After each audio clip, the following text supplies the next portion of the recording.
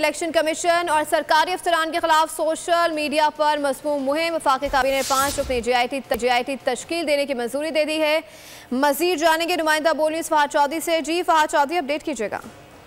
जी देखिए, election commission और सरकारी अफसरान के खिलाफ इंतखाबात के दौरान मजमूम मुहिम चलाने वालों के खिलाफ 5 रुकनी आला सतह की JIT कमेटी तश्कील देने की मंजूरी दे दी गई है। एडिशनल DG FIA की सरबराही में JIT में ISI और IB के अफसरान भी शामिल होंगे। ग्रेड 20 के PTA और नादरा के अफसरान भी इस कमेटी में शामिल होंगे।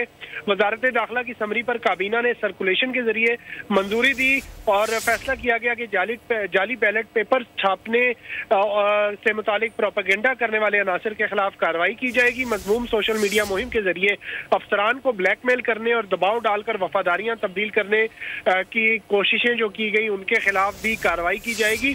JIT जिम्मेदारान का तयन करके मुकदमात का इंदराज और मुस्तकबिल में इसके सद्देबाब के इकदाम भी तजवीज़ करेगी। जी ठीक है, फहाद चौधरी अपडेट कर रहे थे, आपका शुक्रिया। सब्सक्राइब करें और बेल दबाएं ताकि कोई खबर रह न जाए।